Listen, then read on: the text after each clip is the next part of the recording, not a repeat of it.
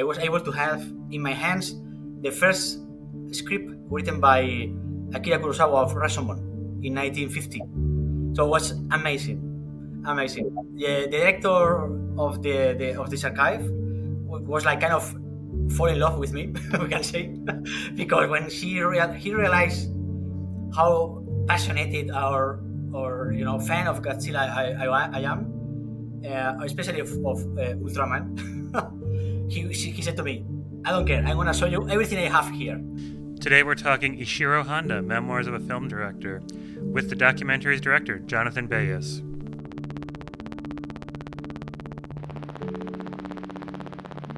Jonathan, I know in the past you've made a documentary on Kaiju cinema. What inspired you to go a little further and make a film about Ishiro Honda specifically? Well, for understand this project, I think is I have to talk a little bit about this first documentary you just mentioned before, because this documentary, Ishiro Honda, Memoir of a Film Director, is the second one I did about this kind of subject. So the first one is Dawn of Kaiju Ega, and it's entirely about Godzilla, the origins of the monster.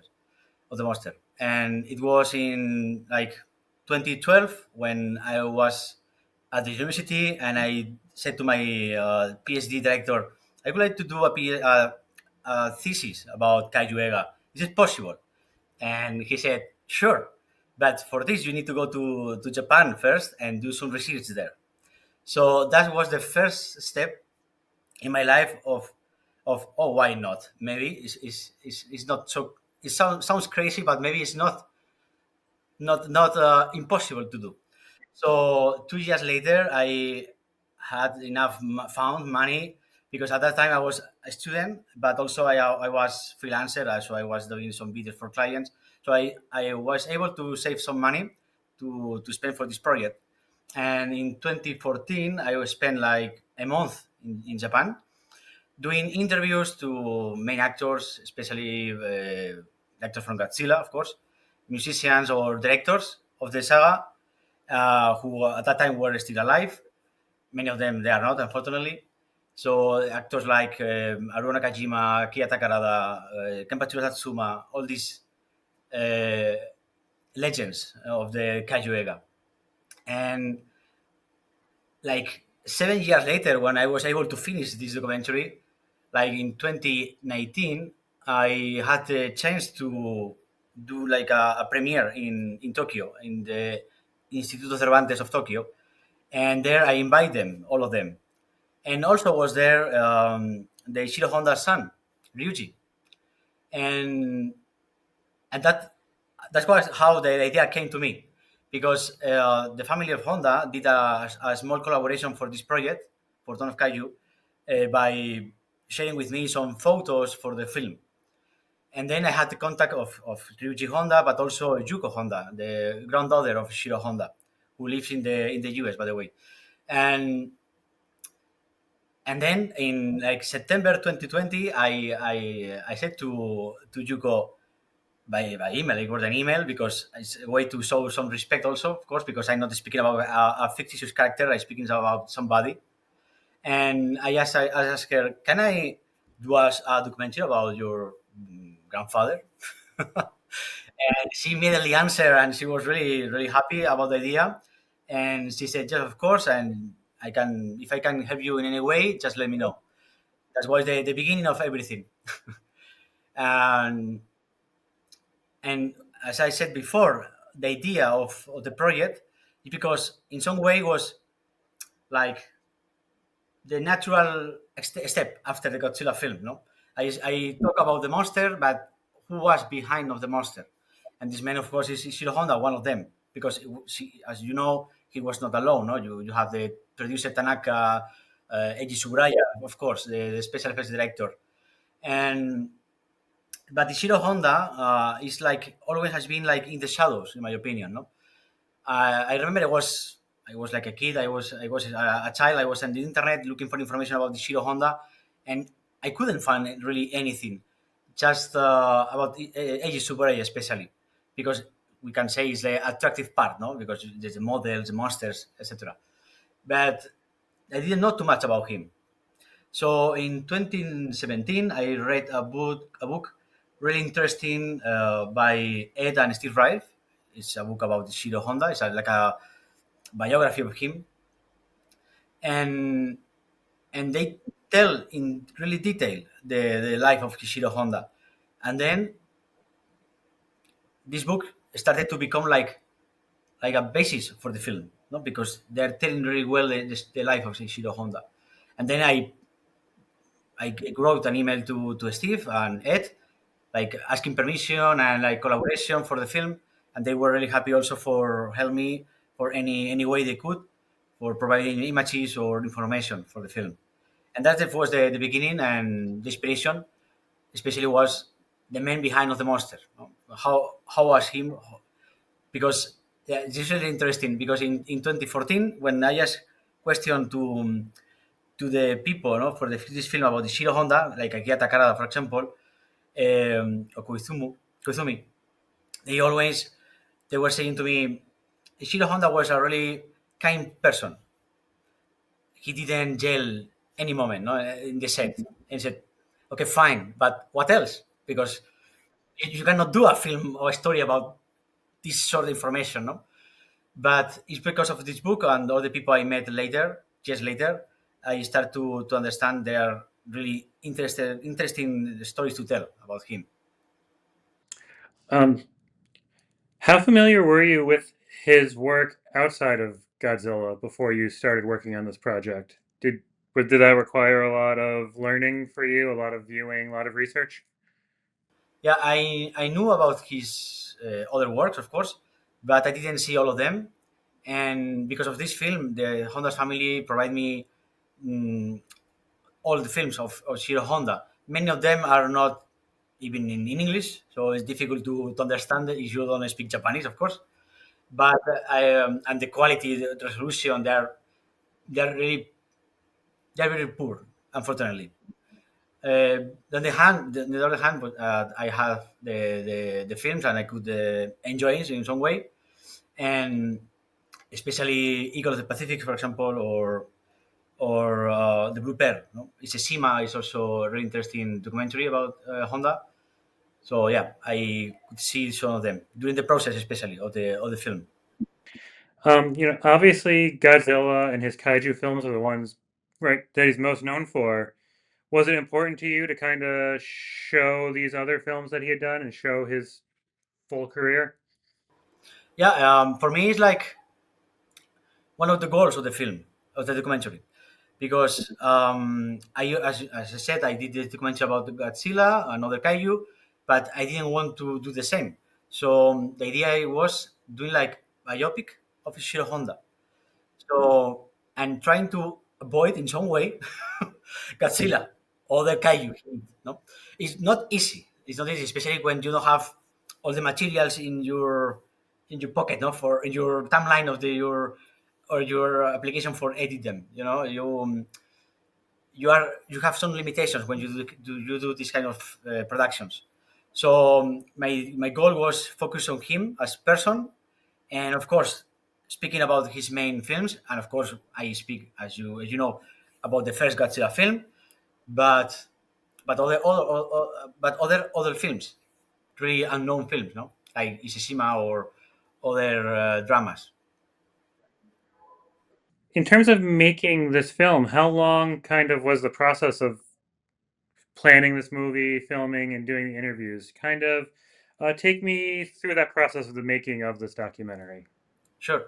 uh, Everything started, as I said, in 2020, and because of the pandemic, I couldn't go to Japan.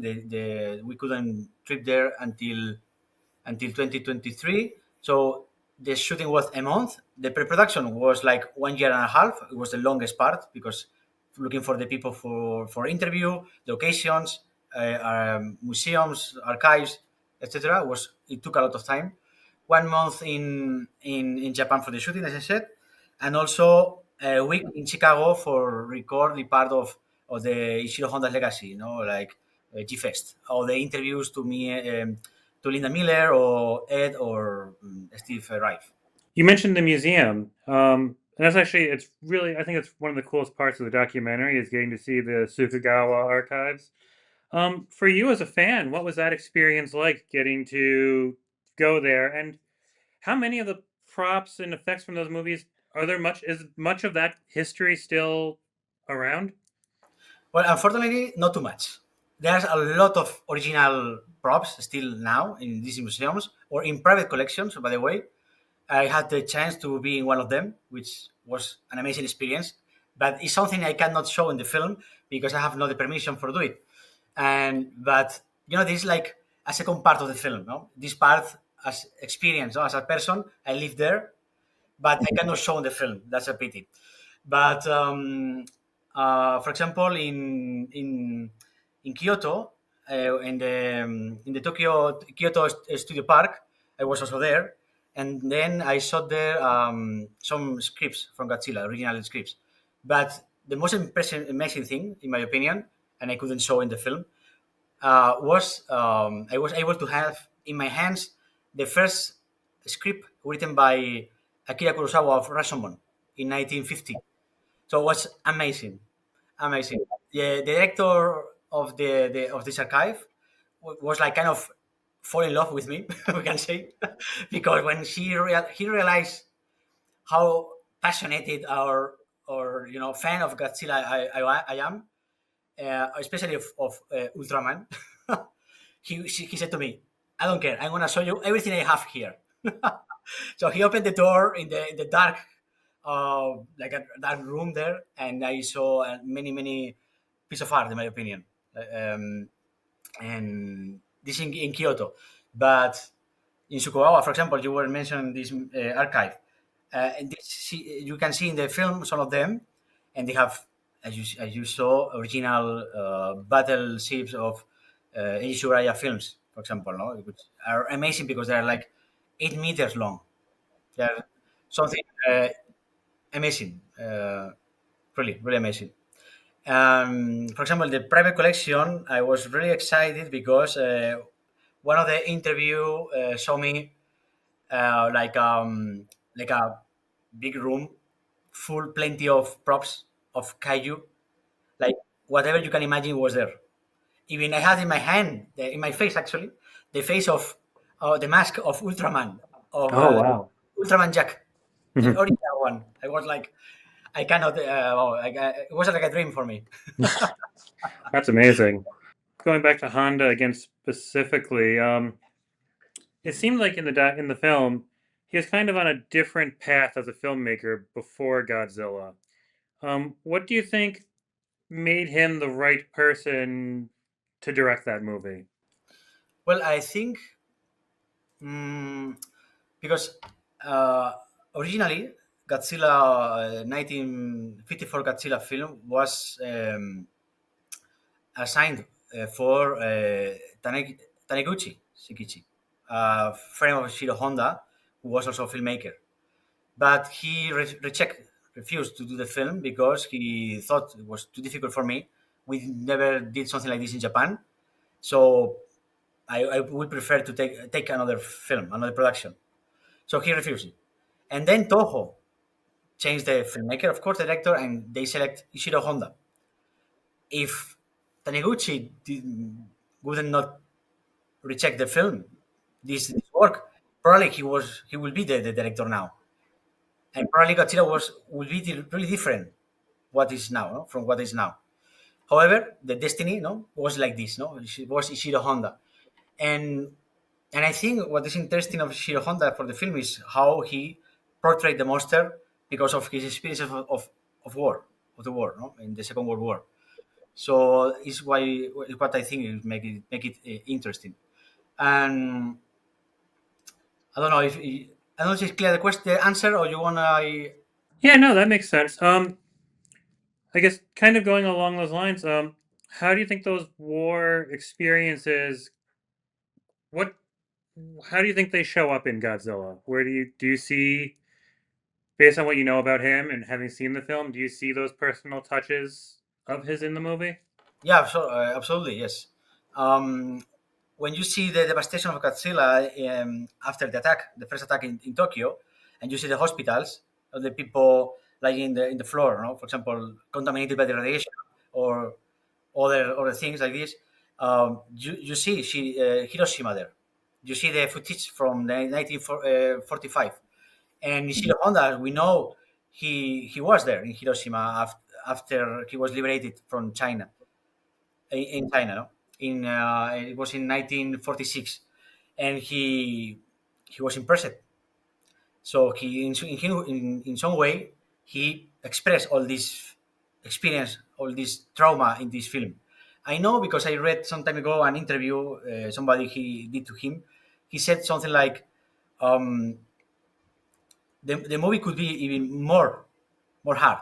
However, I always keep in my mind Godzilla was an entertainment film. For example, we see the film opens with the sinking of a boat, like the Lucky Dragon number five, which is this boat which contaminated by the radiation in 1954, which this event occurs in the same time that the first Godzilla is being in production.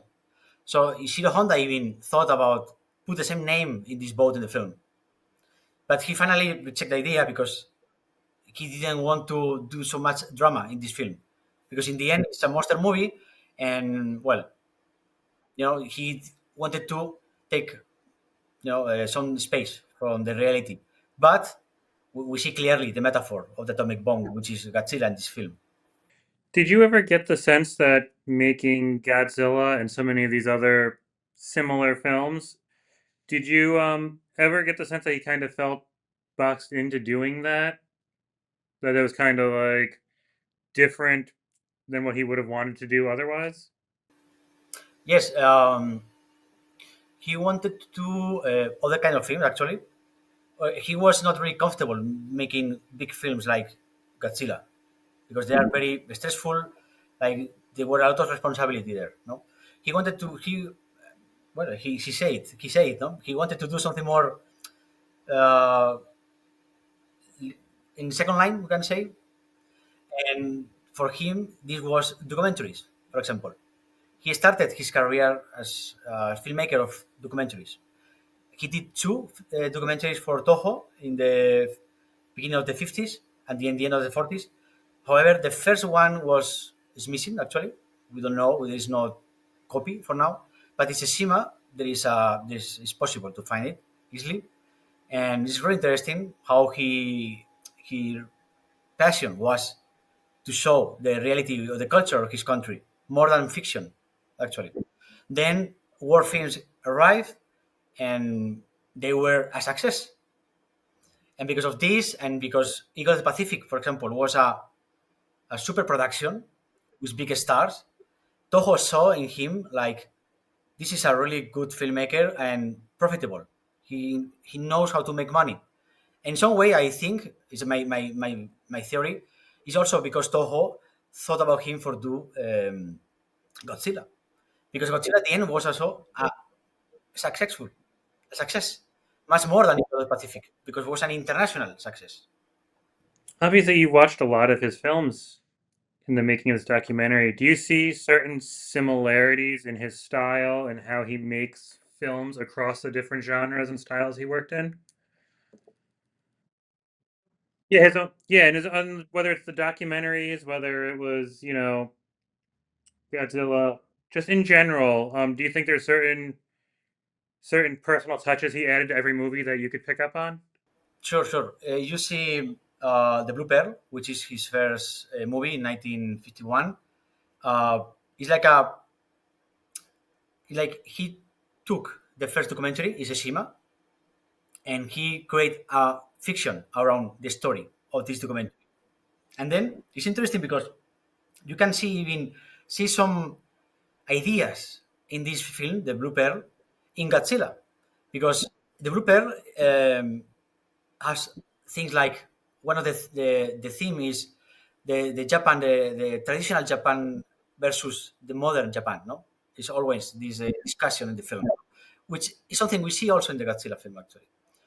And yeah, this is one of the things I see. But also, other thing is we have to say is the theme of the atomic threat is always in his filmography.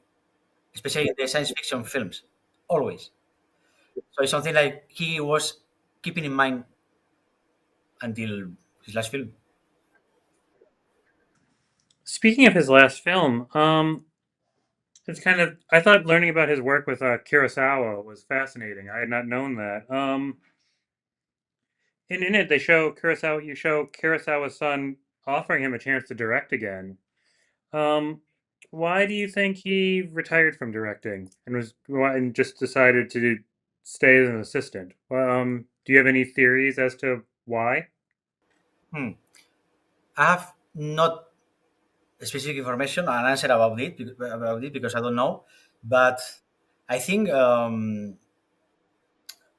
I said that people told me he was like a very kind person, it was apparently true. I mean, he was. I don't think so. He was seeing himself as an artist or genius. I don't think so. I don't think so. When I asked two people about Kurosawa, for example, no, the actors who work with him, they were saying in the answer, Kurosawa was really hard, a really hard director. I would prefer Ishiro Honda always, no, as director.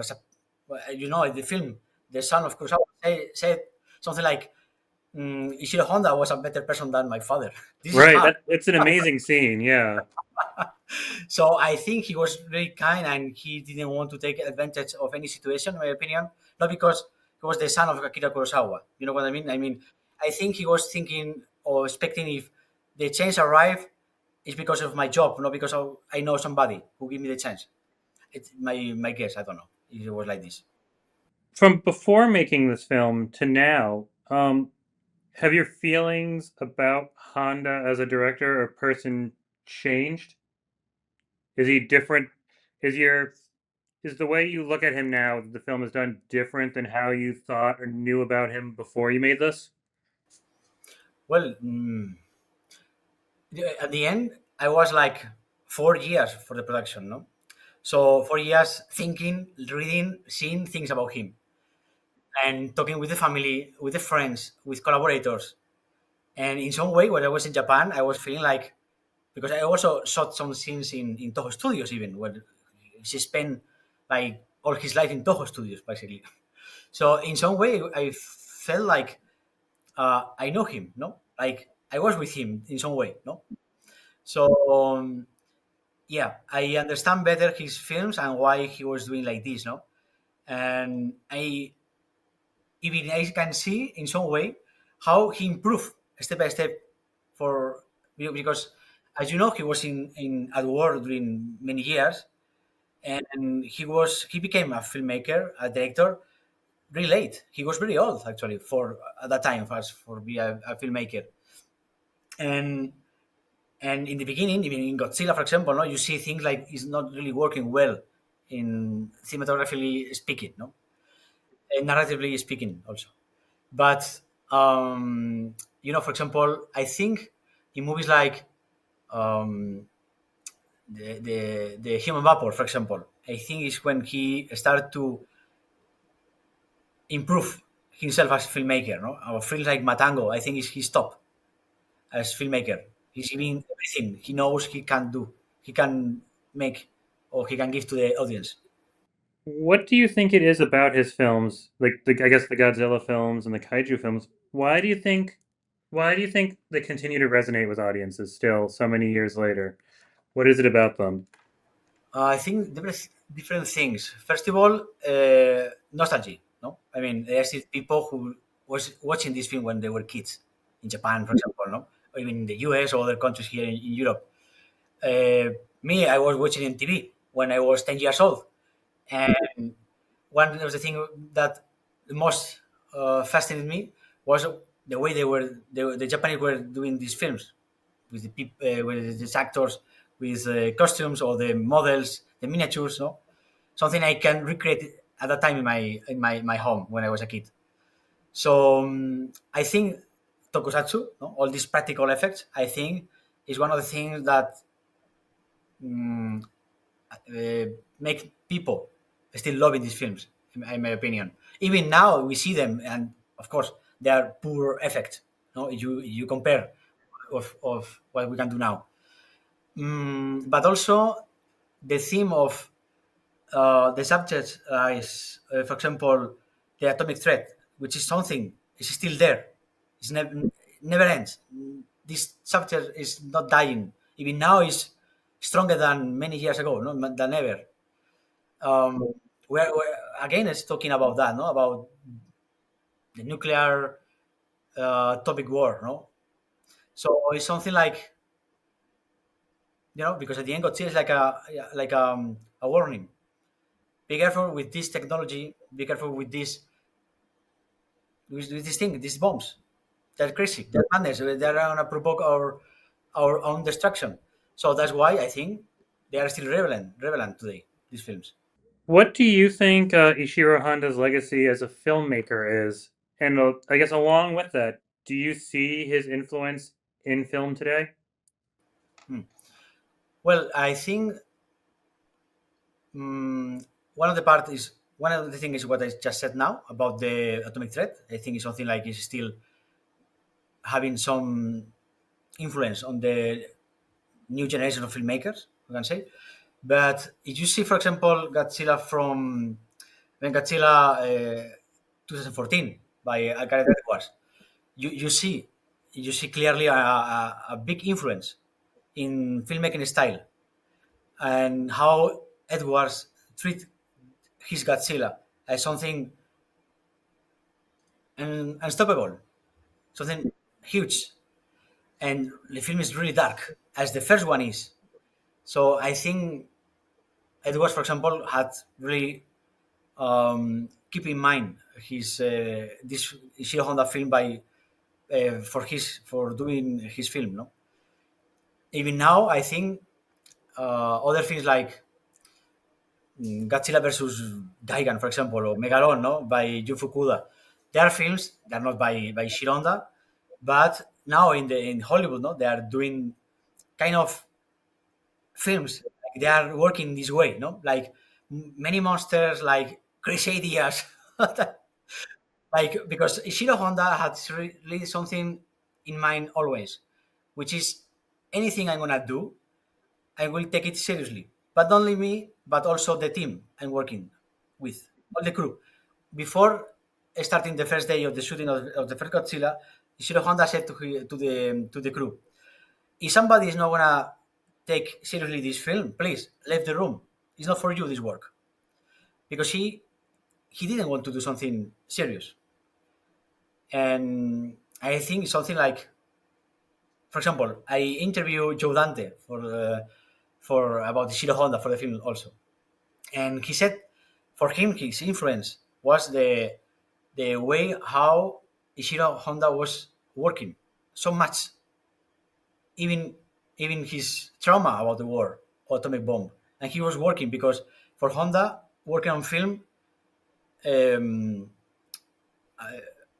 allow him like forget all this trauma. No. I wanted to ask real quick because you spent a lot of time in Japan to work on this. Are his movies still popular there? Yes, of course, yes.